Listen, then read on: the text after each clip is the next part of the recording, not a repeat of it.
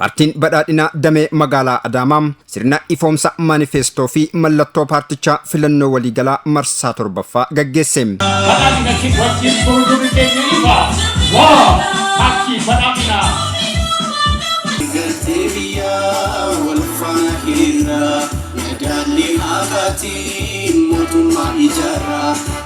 Kantiibaan magaalaa Adaamaa obbo Haayiluu Jaldeem paartiin badhaadhinaa cabiinsa biyyaa gama hundaan ture suphuun biyya fakkeenyummaa qabdu uumuu eegaleera jedhan.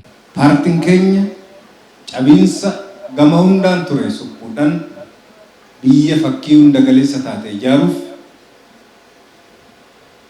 uummattoota Itoophiyaa tokkumsuun hundi misoomarraa fayyadamaa akka ta'u gochuuf cabiinsa siyaasaa, cabiinsa diinagdee, cabiinsa hawaasummaa, cabiinsa gama hundaan aadaaf duudhaa lammiilee iddootti deebisuudhaan biyyattii fuulduratti harkaanfachiisuuf muuxannoon waggoota darban agarsiisan fuulduraafis haaromsuudhaan fuulduratti harkaanfachiisuuf cabiinsa sana suphuuf waadaa galee gochaan agarsiisuuf paartii hojjechaa jirudha.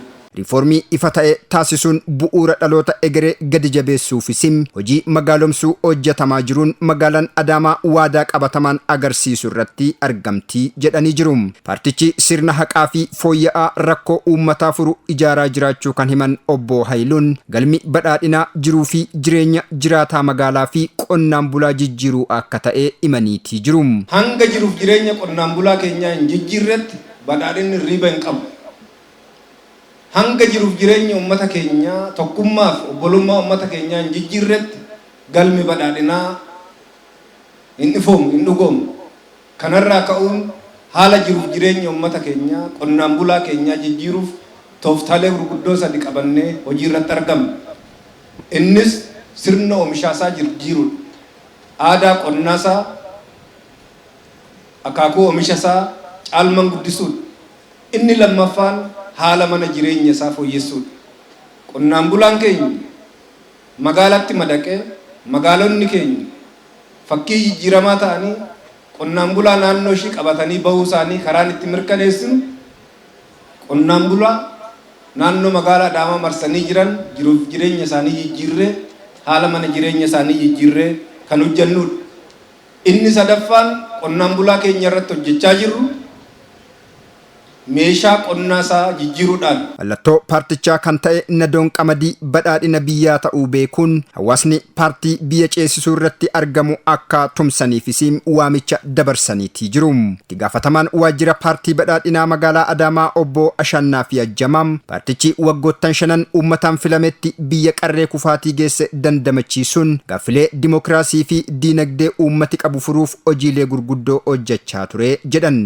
Paartiin keenya filannoo biyyaalessaa marsaa jaaffaa irratti sagalee uummataa argachuun gaaffilee bu'uura uummanni keenya itti qabsaa ture, gaaffii dimokiraasii, gaaffii abbaa biyyummaa, gaaffii itti fayyadama qabeenyaa fi gaaffilee kana fakkaatan hundee irraa uummata keenyaaf deebisuudhaan abdii uummata keenyaa paartii ta'aa dhufedha. Misooma magaalotaa cimsuun tajaajila ammayyeessuu fi magaalonni giddugala konferensii fi turizimii akka ta'aniifis paartichi hojii bal'aa hojjechaa turuu himaniitii jiru.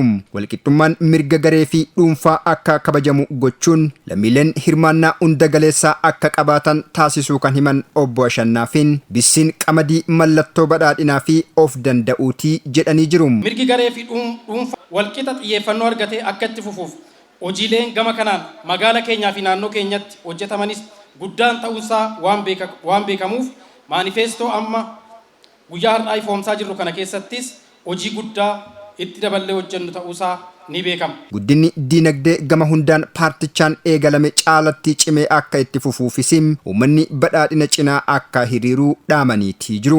Waggoottan 5 dhufan keessattis hojiiwwan gama siyaasaa, diinagdee, hawaasummaa keenyaan raawwachuudhaaf maanifeestoo keessatti qindeessinee dhiyeessine kana hirmaannaa miseensaa fi deeggartoota keenyaan caalmaatti akka hojjennu abdii guddaan qaba.